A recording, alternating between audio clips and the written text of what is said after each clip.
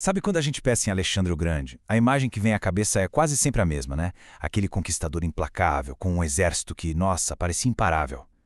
Mas e se o verdadeiro império que ele construiu não fosse algo que a gente pudesse ver um mapa? E se o legado mais duradouro dele fosse, na verdade, uma ideia? E assim, não dá pra negar a genialidade dele no campo de batalha. Claro que não. A sua falange, aquela formação de infantaria pesada, era praticamente uma fortaleza ambulante. E a cavalaria dele era lendária pela velocidade e pela precisão. Com essas ferramentas de guerra, ele literalmente redesenhou um mapa do mundo. Criou um dos maiores impérios da história, se estendendo lá da Grécia até a Índia. Uma façanha militar assim de tirar o fôlego mesmo. Só que fica a pergunta: o que acontece quando os exércitos vão embora? O que é que sobra? A verdadeira força de Alexandre talvez não estivesse na ponta da lança, mas em algo muito mais sutil e infinitamente mais resistente ao tempo. A verdade é que para um império durar de verdade, a força bruta não é suficiente. É preciso conquistar corações e mentes. E Alexandre, bom, ele entendeu isso perfeitamente. Ele dominava a arte do que hoje a gente chama de soft power, ou poder brando. Vamos pensar assim, ó. O poder duro eram os soldados dele, a força que impunha a mudança na marra. Mas o poder brando, essa era a cultura grega que ele exportava. Filosofia, arte, ciência, teatro. Era a força que fazia as pessoas desejarem fazer parte daquele mundo. E essa estratégia toda tem um nome: helenismo. Foi basicamente a disseminação em massa da cultura grega. Um verdadeiro kit de ferramentas cultural que Alexandre usou para unificar esse império gigantesco e super diverso. Vamos abrir esse kit e dar uma olhada nessas ferramentas? A primeira ferramenta, e talvez a mais fundamental de todas, foi uma tecnologia de comunicação que, para a época, era revolucionária: o alfabeto grego.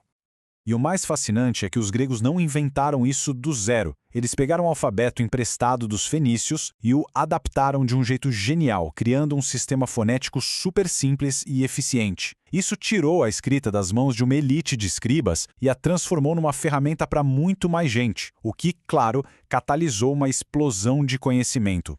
Mas, de que adianta um alfabeto se as ideias não são guardadas e compartilhadas? Isso nos leva direto para a segunda ferramenta: a infraestrutura para armazenar e distribuir todo esse conhecimento. Alexandre e quem veio depois dele fundaram bibliotecas por todo o império.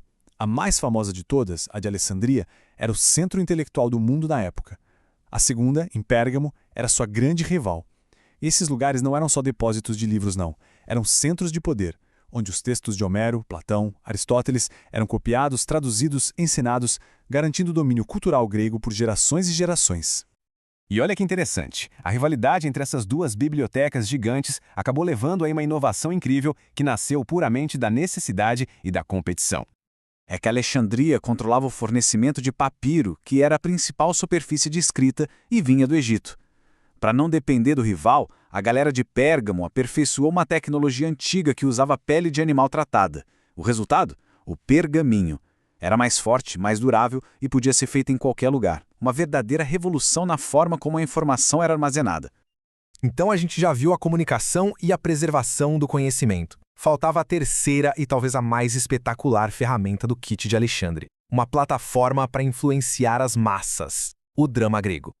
25 mil. Pensa nesse número. Isso aí não é um exército. É a capacidade de público de um único teatro que Alexandre e seus sucessores construíram, o de Éfeso. Dá para imaginar o poder de transmitir uma única história para uma multidão desse tamanho, noite após noite?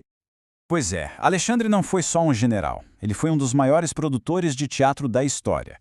Ele sacou que as grandes tragédias e comédias gregas eram veículos perfeitos para exportar valores, mitologia, a visão de mundo grega. Cada teatro que ele erguia era um posto avançado da cultura helenística. E é aqui que todas as peças se encaixam. O império físico de Alexandre se desfez logo depois que ele morreu, mas o império cultural que ele plantou com essas ferramentas não só sobreviveu, como floresceu. O verdadeiro legado dele não foi forjado em metal, mas sim em ideias. Um alfabeto que democratizou informação, bibliotecas que funcionavam como os centros de dados da época, e teatros que eram motores poderosíssimos de influência cultural. Juntas, essas ferramentas criaram um ecossistema que moldou o mundo ocidental por séculos. A história de Alexandre nos mostra que uma cultura pode ser uma força tão poderosa quanto um exército, e isso nos leva a uma reflexão final. Hoje, no nosso mundo globalizado, onde as ideias viajam instantaneamente, qual seria a exportação cultural mais potente?